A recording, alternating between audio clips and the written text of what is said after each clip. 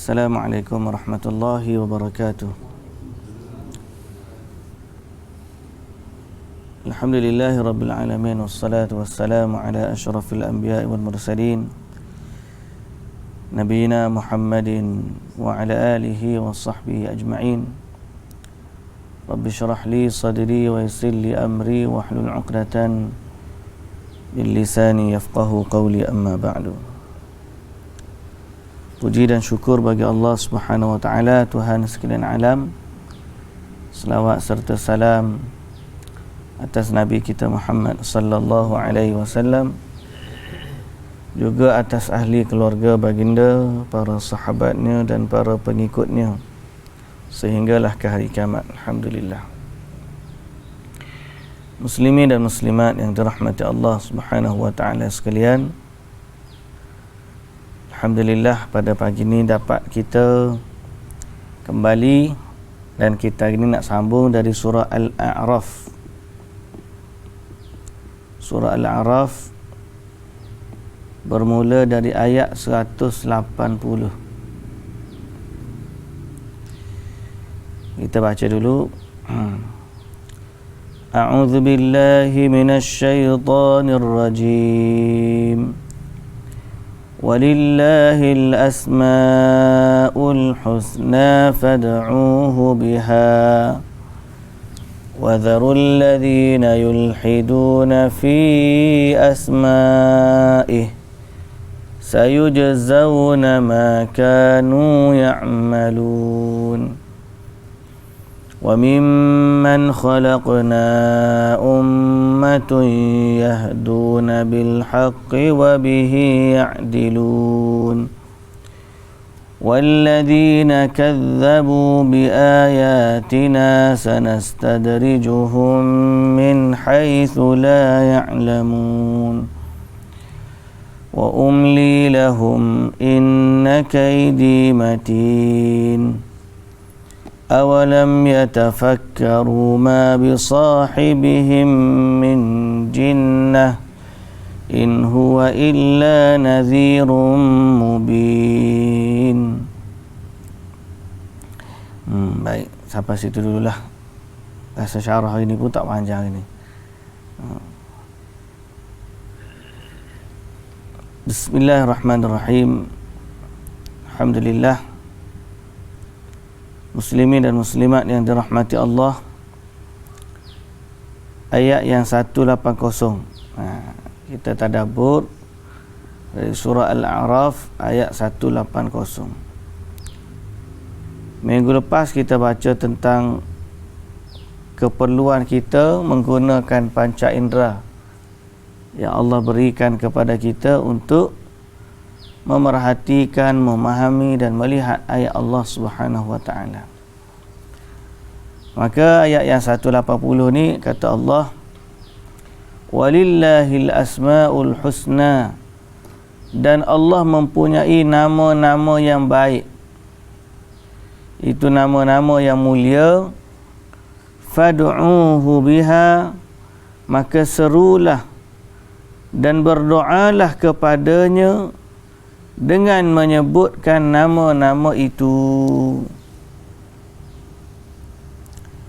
Okey. Jadi Allah Subhanahu wa taala menjelaskan bahawa Dia adalah Allah yang memiliki nama-nama yang indah. Dan nama ni sebenarnya adalah anugerah Allah kepada hamba-hambanya. Bila Dia memperkenalkan dirinya kepada hamba-hambanya dengan nama-namanya. Sedang pada agama-agama lain, mereka tidak diberikan keistimewaan untuk kenal Allah dengan nama-nama. Sebagai contoh, agama Kristian, dalam kitab Bible tidak ada nama-nama seperti mana Allah perkenalkan dirinya dalam Al-Quran. Dalam Taurat pun demikian juga. Kalau kita baca, tengok orang bagaimana perbahasan perbandingan agama, mereka tidak dianugerahkan nama Allah. Dia hanya ada Lord, dia guna kalimah Lord, ataupun God, ataupun nama umum. Tuhan. Kita, bila kita sebut tentang Tuhan kita, kita tak guna kalimah Tuhan, kita guna nama Allah. Malah Allah sendiri perkenalkan nama dia ada 99 nama.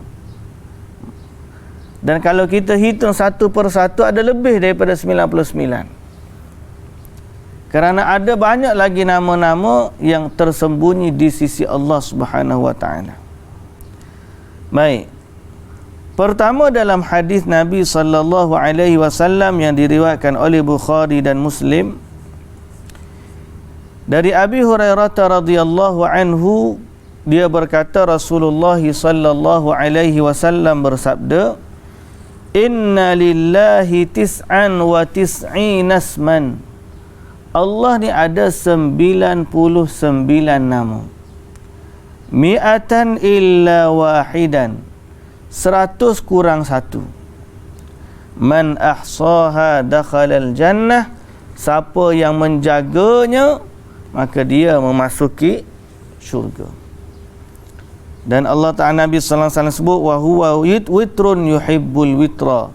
Dia itu tunggal atau ganjil, dia suka kepada yang ganjil. Baik. Maka dalam hadis ni Nabi sallallahu alaihi wasallam secara jelas menyatakan Allah ni ada 99 nama. Dan Nabi kata siapa yang menjaganya, man ahsaha dakhalal jannah, maka dia masuk syurga. Apa maksud menjaga nama Allah di sini atau menghitungnya? Mengahsaha, menghitungnya. Siapa yang menghitungnya? Apa maksud menghitungnya di sini? Hitung di sini bukan sekadar bilang nama. Bukan sebab nas'alu, orang buat nasyid tu kan, nas'aluka ya man huwallahu alladhi la ilaha illa huwar rahmanur rahim. Siapalah nama-nama dia. Bukan setakat hafal nama dia. Man ahsaha ni, dia tahu nama Allah, dia faham tentang maksud dia, dan dia panggil Allah dengannya. Sebab tu Allah Ta'ala kata, wala ayat ni, walillahil asmaul husna fad'uhu biha. Dan Allah mempunyai nama-nama yang baik, maka serulah, yakni berdoalah kepadanya dengan menyebut nama-nama itu. Ni baru panggil menghitung sungguh. Apa kita sebut tadi? Dia kenal, dia tahu, dan dia seru. Seru Allah dengannya. Dia kenal dengan nama. Dia baca tu betul dah lah. Ar-Rahman, Ar-Rahim, Al-Malik, Al-Quddus, As-Salam. Kemudian yang kedua, dia tahu. Apa maksud tahu? Tahu ni dia faham makna nama tu. Kerana kaedah pada nama-nama Allah, setiap nama Allah mengandungi sifat. Dan bukan semua perbuatan Allah mengharuskan atau melazimkan nama. Boleh faham tak? Semua nama-nama Allah melazimkan sifat. Dan bukan semua sifat atau perbuatan Allah melazimkan nama. Contoh macam mana? Contoh. Bila kata nama Allah Ar-Rahman, Maha Pemurah atau Maha Pengasih, kita kata, mana Allah bersifat dengan pengasih itu. Ar-Rahim, nama dia yang Maha Penyayang. Maka pada sudut sifat, Allah bersifat dengan sifat kasih sayang. Al-Malik, Allah ni nama dia raja. Maka pada sudut sifatnya, Allah ni raja segala raja. Setiap nama melazimkan sifat. Tapi bukan semua sifat atau perbuatan melazimkan nama. Sebagai contoh apa? Antara perbuatan Allah, Allah ni gembira. Allah ni gembira. Mana kita tahu Allah gembira? Sebab dalil Nabi SAW sebut lallahu asyaddu farahan. Allah ni sangat-sangat gembira dengan taubat seorang hamba. Lebih daripada seorang lelaki yang jumpa unta dia yang hilang di tengah padang pasir, sehingga bila dia jumpa unta dia tu, dia kata Allahumma anta abdi wa ana rabbuk. Ya Allah, aku ni, engkau lah hamba aku ni Tuhanmu. Akhta'a min syiddatil farah. Kata Nabi, lelaki tadi tersasul sebut Allah, engkau lah hamba, akulah Tuhan, kerana terlalu gembira. Dan Nabi bandingkan Allah lebih gembira daripada tu dengan taubat seorang hambanya. Jadi berdasarkan hadis tu kita tahu Allah ni gembira. Tak? Tapi tidaklah pula menamakan Allah dengan Tuhan yang maha gembira, tak boleh. Sebab yang boleh letak nama Allah ni Allah je. Apa yang dia sebut sebagai nama, itulah nama dia. Jadi setiap nama-nama dia tu mengandungi sifat. Tapi apa yang Allah Ta'ala dan Nabi SAW sebut sebagai sifat atau af'al bagi Allah, perbuatan bagi Allah, kita tak boleh ekstrakkan jadi nama. Kita tak boleh tukar dia jadi nama. Jadi kekallah sifat tu sebagai sifat, perbuatan tu sebagai perbuatan, dan dia tidak boleh dijadikan asas sebagai nama Allah. Okey?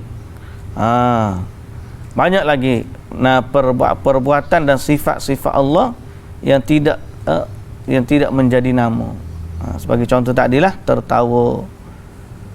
Allah ni murka lah, murka. Allah ni maha murka. Ghadiballahu alaihim. Allah murka kepada orang-orang Yahudi. Kita tak adalah pula nama Allah yang maha murka, tak ada. Tak boleh. Nama Allah ni tauqifi. Ingat tak kita sebut? Nama Allah ni tauqifi. Tauqifi ni maksud apa? Tidak ada ruang untuk ditokok tambah. Tidak ada ruang untuk difikir-fikirkan. Dia hanya boleh datang melalui wahyu, yakni apa yang Allah bagi tahu kepada kita, sama ada dalam Quran ataupun dalam hadis, maka itulah nama-nama Allah. Kita tak boleh saja-saja suka-suka letak nama bagi Allah. Baik. Jadi berdasarkan hadis yang kita bacakan tadi di awal, kelebihan siapa yang menghafal atau menghitung nama-nama Allah adalah masuk syurga. Cuma yang kita detailkan tadi, hitung di sini makna tahu, kenal, tahu yakni faham, dan yang ketiga paling utama ni adalah seru, menyeru yakni berdoa. Panggil Allah dengan nama dia. Bila kita minta ampun, kita minta ya Ghafur. Sebab Allah Ta'ala kata innallaha ghafurur rahim. Ataupun kita kata ya Ghaffar, ya Allah yang maha pengampun, yang suka senantiasa mengampunkan. Bila kita minta rezeki, kita kata ya Allahumma ya Razzaq, ya Allah ya Razzaq. Kita guna nama-nama Allah untuk panggil Allah. Itulah maksud dia. Nak masuk syurga kena kenal Allah dan seru nama dia. Okey. Kemudian ثم ليعلم أن الأسماء الحسنى غير منحصرة في 99 بدليل ما رواه الإمام أحمد في مسنده. Kemudian ketahuilah olehmu bahawa nama-nama Allah itu tidak hanya 99. Okey? Tidak hanya 99. Tadi kata ada 99. Ini tidak hanya 99. Yakni berdasarkan hadis dari Nabi sallallahu alaihi wasallam, terdapat satu doa yang menunjukkan nama Allah ni yang disebut 99 tu apa yang Allah Taala bagi tahu sahaja. Bila kita kata tidak terhitung pada 99 sahaja, bermakna ada lagi nama-nama Allah yang tersembunyi dari pengetahuan kita. Lah ni kita tak tahu. Mungkin kita akan kenal nama-nama Allah lebih lagi apabila seorang itu masuk ke dalam syurga Allah. Sebab banyak lagi rahmat yang Allah Ta'ala tak bagi kepada kita. Kita ni duduk di dunia ni ada hanya menikmati satu daripada 100 rahmat Allah. Dengan 100 rahmat ni lah kita hidup. Maka kita berinteraksi dengan Allah dengan kadar 1/100 ni lah. Kita nak panggil Allah pun, kita nak suruh Allah ke, kita nak berdoa kepada Allah ke, dalam lingkungan ruang hidup kita 1/100 rahmat. Mana kita perlu kepada rahmat, kita perlu kepada keampunan, kita perlu kepada rezeki, kita perlu. Pasal apa? Sebab itulah keperluan kita dalam kehidupan kita sekarang. Kita perlu kepada keselamatan, kita ada Allah As-Salam, kesejahteraan. Kita ada Allah Al-Muhaimin yang maha menjaga dan melindungi. Al-Mu'min yang memberikan keamanan. Nama-nama Allah tu ada kaitan dengan kehidupan kita. Sebab kita nak seru berdasarkan kehendak dan keperluan kita pada hari ini. Tapi hari ini kita hanya hidup 1/100 rahmat. Dalam 1/100 rahmat Allah. Bila kita masuk syurga, Allah Ta'ala akan bagi rahmat 100%. Dan di saat itu kita akan puji Allah Azza wa Jalla dengan pujian yang tidak pernah lagi kita puji saat ini. Kerana nikmat pada masa itu pun tidak seperti nikmat sekarang. Sebab itulah kata Nabi SAW dalam satu hadis, cerita tentang bagaimana Allah Ta'ala ni, ataupun bagaimana Nabi SAW di akhirat nanti, saat Nabi minta syafaat, Nabi puji Allah dengan pujian yang tidak pernah Allah dipuji dengan pujian seumpama dengannya. Yang mana saat itu Allah ilhamkan kepada Nabi pujian-pujian tersebut. Jadi maknanya banyak lagi lah nama-nama Allah ni.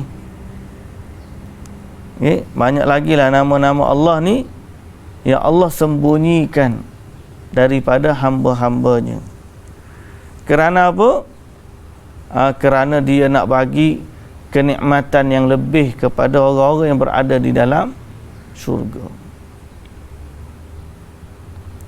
Semoga Allah Ta'ala memberikan kita kenikmatan itu, yakni untuk mengenali Allah dan memahami nama-namanya, dan juga menyeru Allah dengan nama-namanya. Sebab tu antara tauhid ni ada tauhid al-asma' wa sifat. Bila orang belajar tauhid, dia ada tauhid al-asma' wa sifat. Ada orang tak setuju, tapi ada orang setujulah. Yang setuju ni sebab apa? Sebab dia datang dengan Quran. Kita setujulah. Dan nama-nama Allah ni, ada orang dia memisahkan antara nama dan sifat. Nama Allah suku, sifat Allah suku. Mana bila sebut nama-nama Allah, just qadar nama-nama. Bila sebut sifat, dia hanya sifat 20. Yang 20 tu pun sebenarnya 7 je. Asalnya 7. Kemudian tambah lagi jadi 13. Kemudian capur lagi 7 tu adalah sama dengan 7 yang pertama. Jadi berapa? Dia di total 20. Dia ada kaunuhu kalau kita ngaji. Wujud, qidam, baqa, mukhalafatuhu lil hawadithi, qiyamuhu bi nafsihi, apa tu wahdaniyah, qudrat, start situ. Qudrat, iradat, apa? Apa tak mari pula dah. Sami'an basiran, apa tu semua tu sifat-sifat tu sama' basar. Kemudian di hujung mari kaunuhu muridan, kaunuhu qadiran, kaunuhu sami'an basiran, mutakalliman. Semua tu kaunuhu tu kembali kepada sifat hak kudrat, iradat, sama' basar, kalam. Ada kaunuhu muridan, qadiran, sami'an, basiran, mutakalliman. Benda tu kaunuhu tu sama. Jadi bila sebut tentang begitu, nampak sikit je sifat Allah. Padahal bila kita sebut tauhid al-asma' was sifat, asma' was sifat tu ada kebersamaan. Setiap nama mengandungi sifat. Maknanya bila kita kata Ar-Rahman, kita agak kepada sifat Maha Pengasih, Maha Penyayang, Maha Bijaksana, Maha Adil, Maha Pengampun, Maha Pemurah, Maha apa lagi? Maha melindungi, Maha memberikan keamanan, Maha memberikan kesejahteraan. Semua nama-nama Allah tu kita akan pergi kepada kefahaman yang lebih luas. Sebab itulah bila kita beriman dengan tauhid al-asma' wa sifat, itu adalah kaedah tauhid. Dalam masa yang sama kita mengiktiraf semua nama-nama Allah yang Allah Ta'ala berikan, dan kita memahami dengan sebenar-benarnya, dan kita seru Allah dengan nama-namanya. Okey? Jadi kita bukan tidak beriman. Ada orang kata dia demon ini tauhid 3. Kita ni sifat 20. Mana banyak 3 dengan 20? Kita bukan main bila nombor. 3 tu tak masuk 3 perkara tu je. 3 tu baru sudut angle. Tauhid as-rububiyah, angle dia tentang ketuhanan Allah Subhanahu Wa Taala. Dia lah yang menciptakan dan dialah yang berkuasa. Tauhid uluhiyah pula tauhid dalam soal bagaimana kita menyembah Allah Subhanahu Wa Taala, mengabdikan diri kepada Allah tu, tidak mengabdikan diri dengan selain Allah. Tauhid asma' wa sifat tu pula bawah tu pecahan ada 99 nama.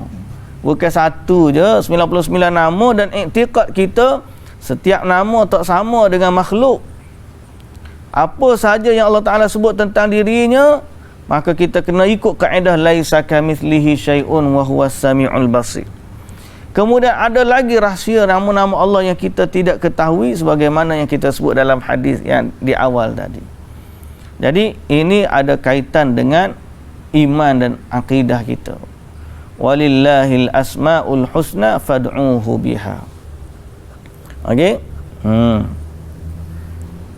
Kemudian wadharul ladzina yulhiduna fi asma'ih, dan pulaukanlah, yakni tinggalkanlah orang-orang yang berpaling dari kebenaran dalam masa menggunakan nama-namanya. Apa maksud dia ni? Okey. Qala al-Aufi 'an Ibn Abbas fi qawlihi wa dharul ladzina yulhiduna fi asma'ih. Berkata Ibn Abbas radhiyallahu anhuma, ilhadul mulhidin an da'u allata fi asma'illah.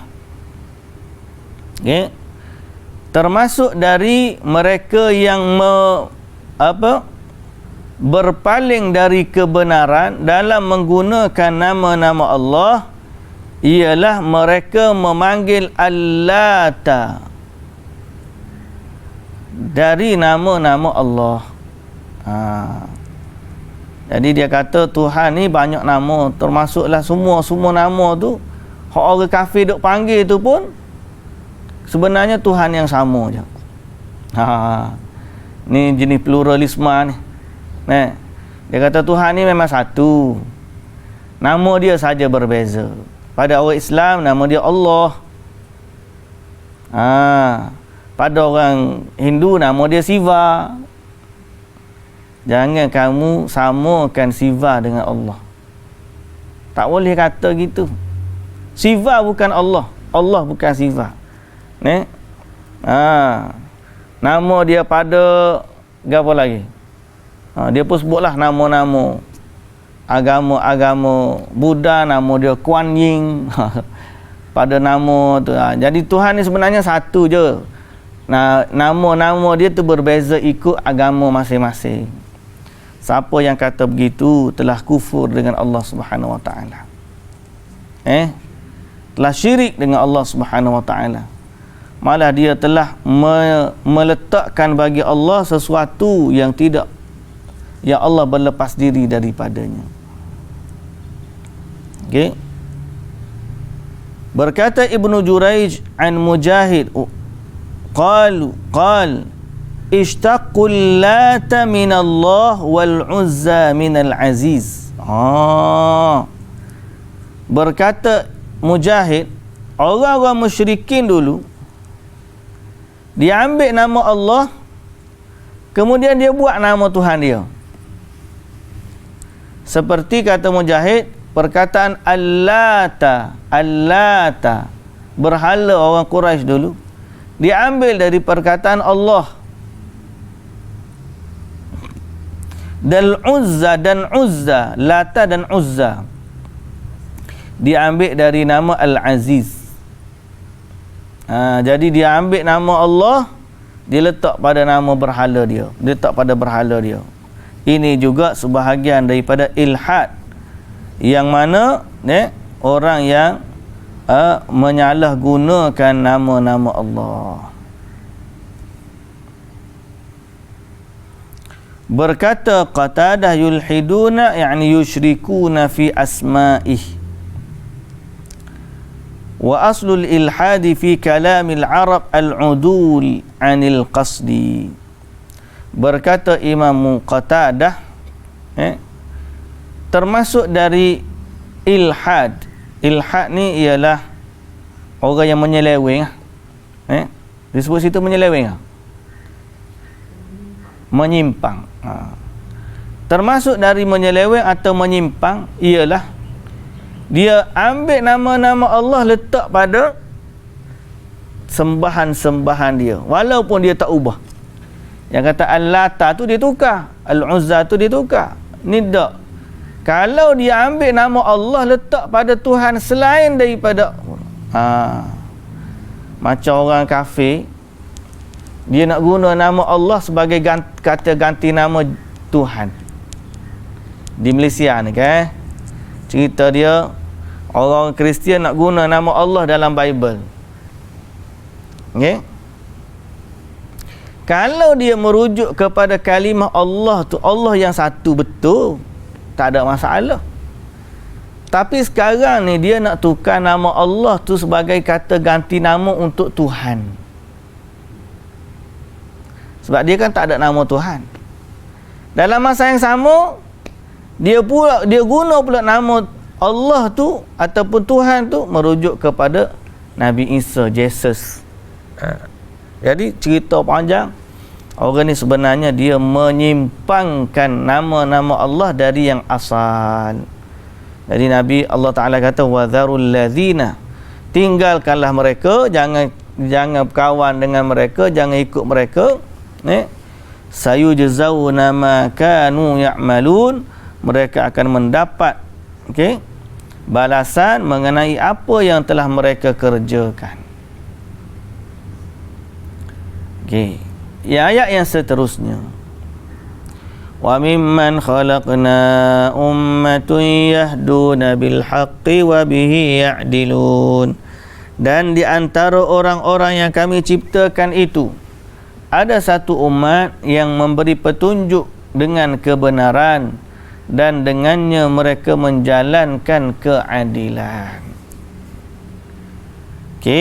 Dari ayat ini menunjukkan dari sudut hidayah tadilah, dari sudut hidayah yang kita bincangkan sebelum ni, akan ada senantiasa orang yang berada dalam atau di atas hidayah Allah Subhanahu wa taala. Okay?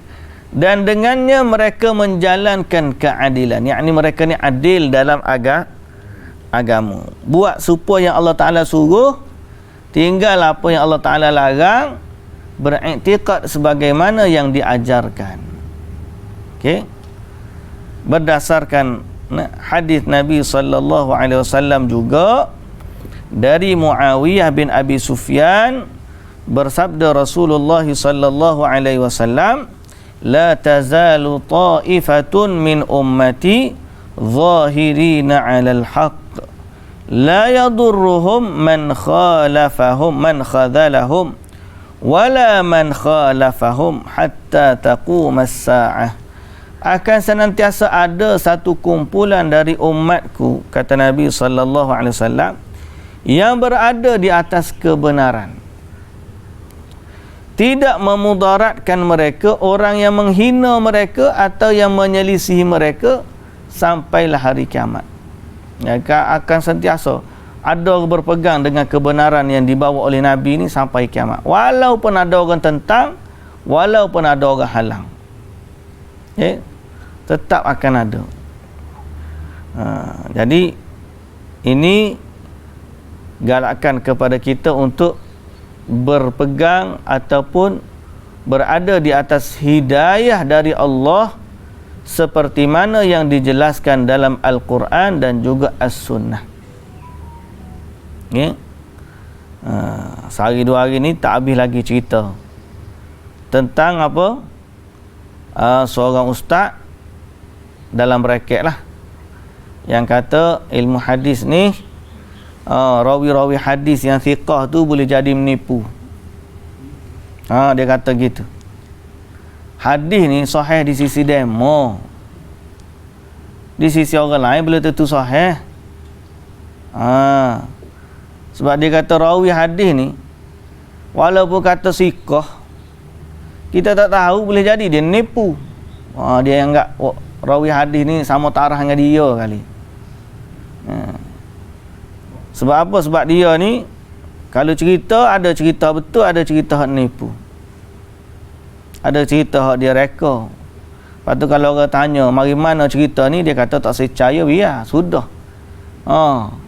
Orang tanya mari mana cerita ni, ya kau ustaz reka cerita ni, dia kata kita ayat cerita je, dia mau tak percaya, biar muka cerita, nama cerita.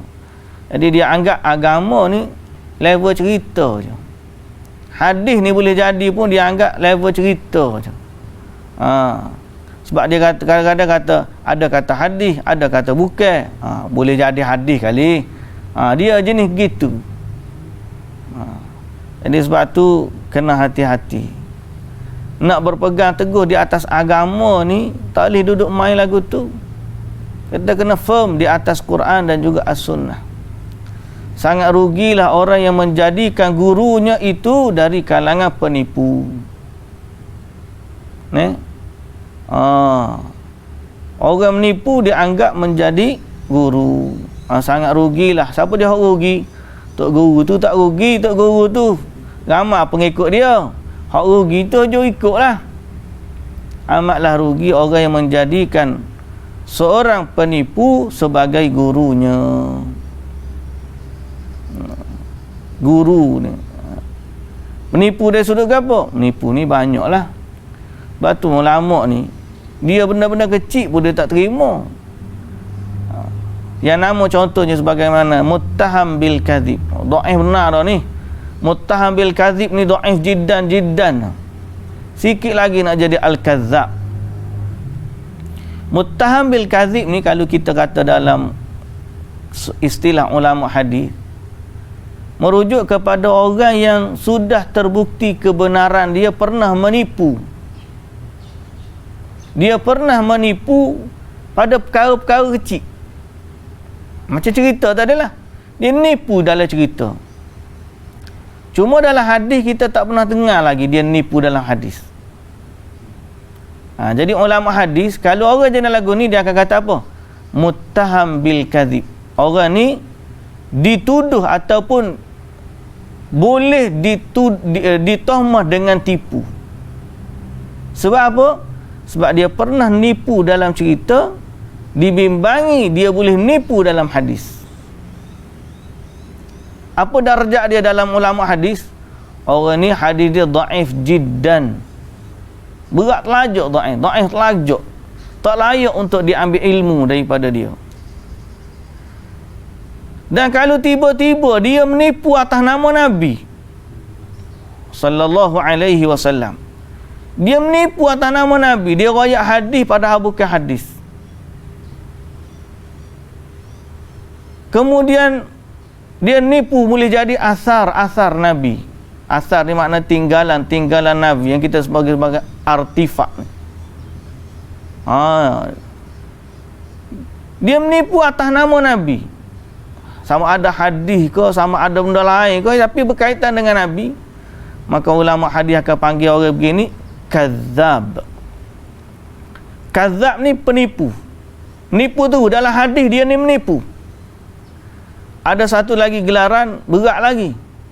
Kalau kita baca kitab-kitab hadis, ulama hadis bila dia kategorikan orang, bila dia jumpa orang jenis kaki menipu ni terhadap hadis Nabi ni, dia akan panggil apa? Dajjal.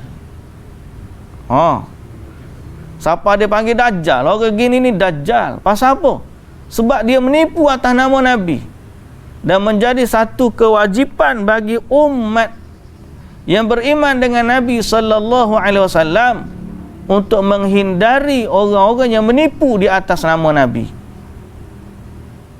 Sebab tu ulama hadis berusaha sedaya mungkin untuk menyelamatkan manusia daripada golongan-golongan penipu ni. Sebab tu dia bagi kategori-kategori itu supaya orang lari daripadanya. Ada siapa panggil Dajjal, ulama hadis baca, siapa orang ni? Dia ni siapa? Dia sebut Dajjal. Pasal apa? Berat telajak menipu dia. Berat telajak. Bukan telajak laris dak ni, telajak tipu. Telajak laris tu lain. Ni telajak tipu. Telajak nak tipu dia. Kita dengar pun Allahu Akbar. Hak paling bimbangnya ialah ta'assub. Dah tahu dah menipu bekat juga. Tahu dah dia menipu, tak apa. Kami akan mempertahankan ulama. Kami bersatu mempertahankan ulama. Tahu dah salah, tahu dah dia menipu, bekat lagi. Inilah dipanggil ta'assub. Sepatutnya kalau kita sayang kepada orang yang kita sayang, kita tegur dia, nasihat dia. Ustaz, saya baca dalam hadis ni tak ada ni. Ustaz kena betul Ustaz royak tu. Contohnya. Atau royak apa hukum ni? Jadi dia pun tarik balik, minta maaf, saya ni gini-gini. Antara bentuk teguran supaya apa? Kita sama-sama masuk syurga. Ini bahaya. Jadi agama ni akan berada dalam cabaran, gelombang di akhir zaman. Sebab Nabi SAW dah pesan kepada kita, siapa yang panjang umur akan melihat perselisihan yang banyak. Tapi berdasarkan hadis dan juga Al-Quran, Allah Ta'ala dah berjamin dalam ayat ini, wa mimman khalaqna ummatun yahduna bil haqqi wa bihi ya'dilun. Di antara orang-orang yang kami ciptakan itu ada satu umat yang memberi petunjuk kepada kebenaran, dan dengan kebenaran tersebut mereka menjalankan keadilan.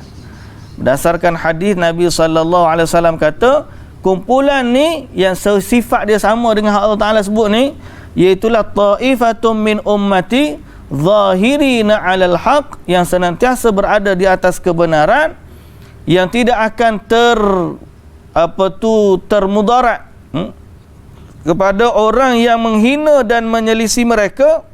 Kewujudan mereka ni akan ada sampai hari kiamat. Maknanya carilah orang-orang yang berada di atas kebenaran ni, mereka ni akan wujud sampai hari kiamat. Sampai hari kiamat. Jadi bergabunglah dengan mereka. Cuma kriteria dia adalah, apa kriteria dia? Dia tidak pernah berdusta atas nama Nabi. Dia mengikut sunnah Nabi SAW. dia beramal mengikut ajaran Nabi sallallahu alaihi wasallam, dia mencintai Nabi sallallahu alaihi wasallam dengan kecintaan yang benar, bukan sekadar retorik, tetapi dia mengamalkan apa saja yang diajar oleh Nabi sallallahu alaihi wasallam. Sebaliknya jangan cari penipu. Kata Abdullah ibn Mubarak ke, ataupun Abdullah ibn Mubarak kalau tak salah, dia kata apa? Al-isnadu minad din, fanzuru amman ta'khuduna dinakum. Al-isnad ni sanad. Sanad ni maknanya kita ambil daripada siapa? Kita ambil ilmu daripada siapa ni, termasuk dari agama. Kita nak ambil agama kita, memang kita tak jumpa Nabi. Betul lah, kita tak jumpa Nabi. Lepas tu mu ambil mana agama ni? Aku ambil daripada orang yang terima daripada Nabi sallallahu alaihi wasallam secara bersanad ni, daripada sahabat dengar daripada Nabi, kemudian tabi'in dengar daripada sahabat, tabi'ut tabi'in dengar daripada tabi'in, kemudian sampai ke bawah ni kita panggil sanad. Jadi sanad ni sebahagian daripada agama kita. Sebab apa? Sebab kita tak jumpa Nabi. Dengan cara kita ambil daripada orang ni, kita akan sampai kepada agama. Jadi Abdullah ibn Mubarak kata, mu tengoklah daripada siapa mu ambil agama kamu. Jangan main kutip ikut jumpa je. Agama ni kutip ikut jumpa. Dia panggil hatibul lail, orang yang kutip kayu api di malam hari. Tak tahu gapo, gelak kutip kayu api. Siapa-siapa rumah tengok ada betul-betul kayu, ada najis-najis kering, ada tulang-tulang. Pasal apa? Kutip kayu api di malam hari. Tak kena edak, pegang-pegang ular, kena patut saja. Tak? Jadi sebab tu agama ni jangan main ikut kutip je. Carilah daripada orang yang benar ilmu dia, yang tak pernah menipu. Kalau dia tersalah pun dia cakap, saya tersalah. Kalau dia nak cakap sesuatu, dia kata ni dalam hadis, riwayat siapa.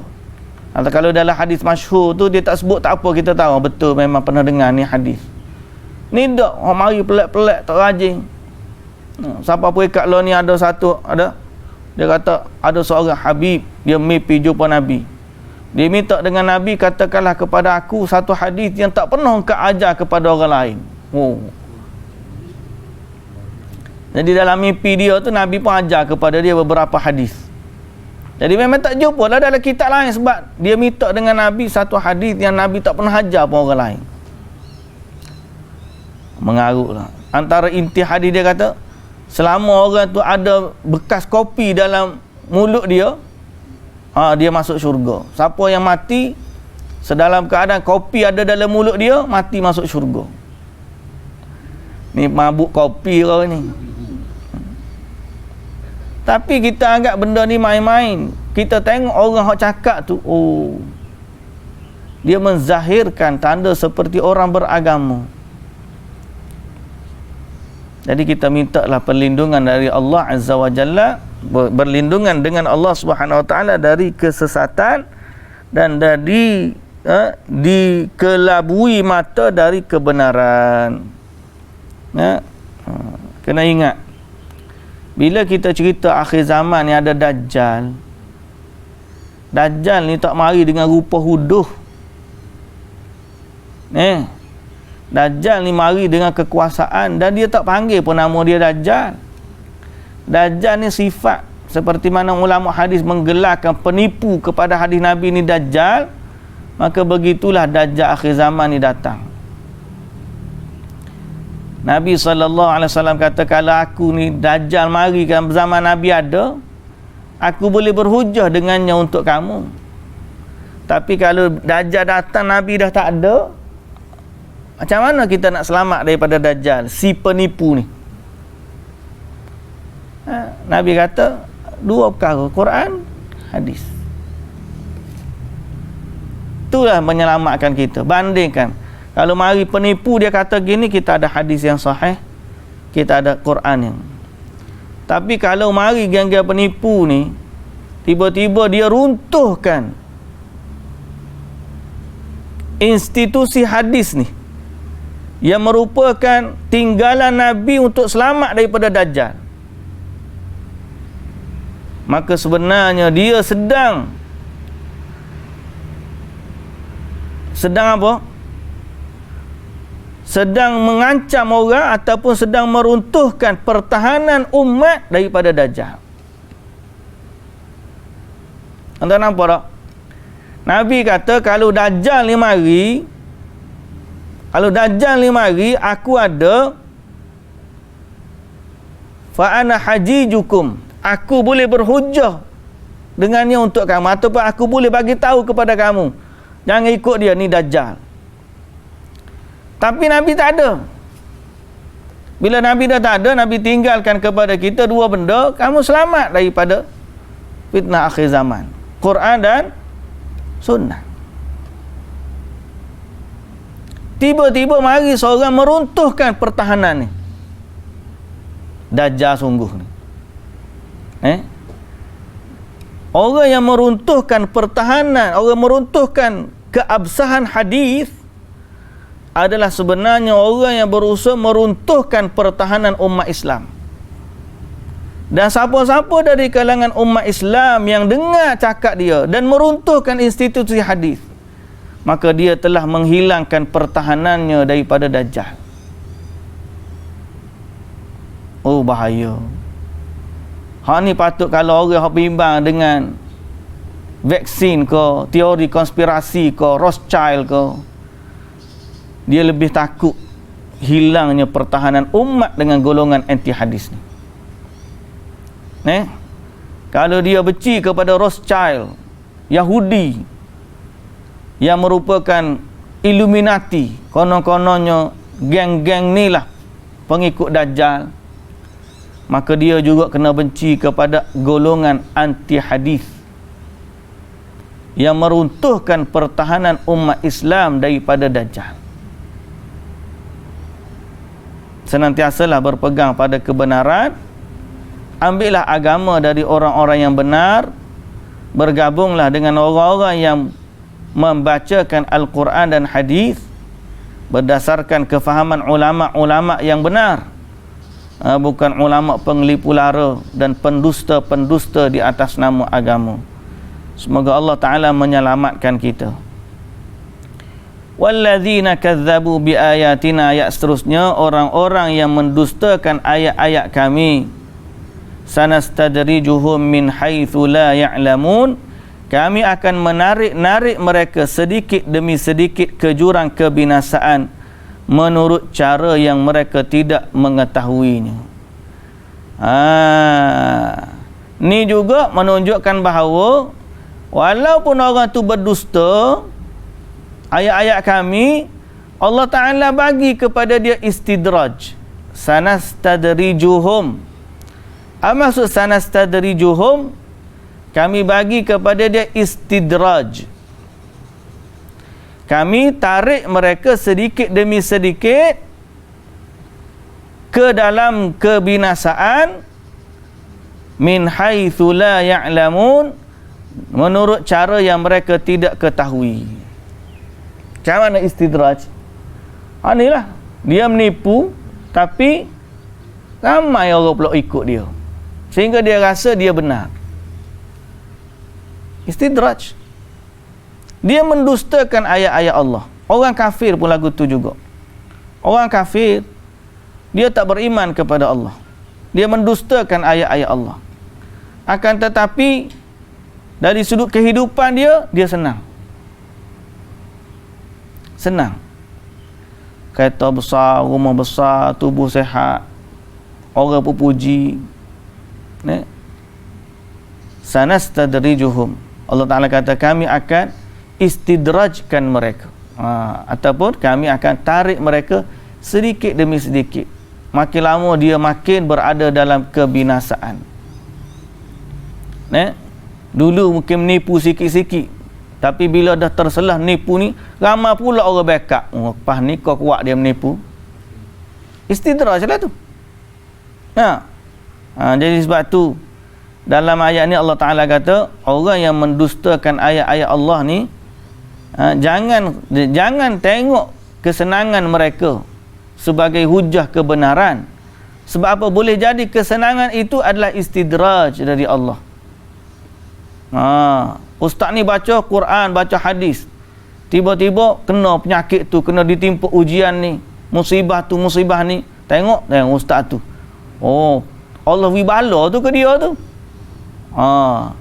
Pasal apa? Itulah duk lawan ulama sangat. Dia tengok pula hak menipu ni, senang lenang dia. Tengok ustaz ni, pengikut dia pun ramai, follower dia pun ramai, orang tengok muka dia pun rasa bahagia. Belum tentu. Belum tentu. Kita kena tengok apa? Hujjah dari Quran dan juga As-Sunnah. Wa umli lahum, kata Allah, dan kami tangguhkan untuk mereka. Inna kaidi matin, sesungguhnya rancangan balasku amatlah teguh. Tak apa, biar kedemo lah. Demo rasa nak gitu, biar kedemo lah. Tapi jangan lupa, sesungguhnya rancangan balas Allah itu amatlah teguh. Nak tahan sampai setara mana, dan malaikat maut mari, tak ada habis lah. Masa tu kita hanya kembali kepada Allah Tuhan yang satu. Saat tu semua penipu akan dibalas tipuan mereka, yang bercakap benar akan diganjari pada kebenaran mereka. Awalam yatafakkaru, kata Allah, tidakkah mereka berfikir? Atulah mikir sekejap. Ma bisahibikum min jinnah, tidaklah sahabat mereka itu sekali-kali menghadap penyakit gila seperti mana yang mereka tuduh. Nabi yang bercakap benar dituduh gila. Orang-orang yang menyembah berhala dituduh benar. Jadi Allah Ta'ala kata, tidakkah mereka tu boleh berfikir? Awalam yatafakkaru, acu fikir kat sikit. Ma bisahibihim min jinnah, tidaklah sahabat mereka, yakni bukan Nabi Muhammad tu tidak gila, cuma mikir molek sikit. Sebab tu dalam dakwaan hadis ni sama juga. Orang yang duduk pertahan ahlu hadis ni, bawa kitabnya, bawa dalilnya, bawa hujahnya, macam-macam.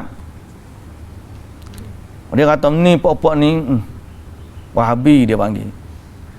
Hak cakap tak bawa dalil, tak bawa rujukan. Bila orang tanya merujuk mari mana, dia kata tak percaya, sudahlah. Tak ada rujukan. Ni pula dipertahan. Ni lah ulama ni. Saya bimbang, tuan-tuan yang dirahmati Allah. Kita bimbang. Bukan bimbang apa? Bimbang kepada yang saya sebut tadi. Pertahanan umat ni untuk menghadapi kita ni duk akhir zaman. Dajjal ni bila-bila masa je boleh tubik ni.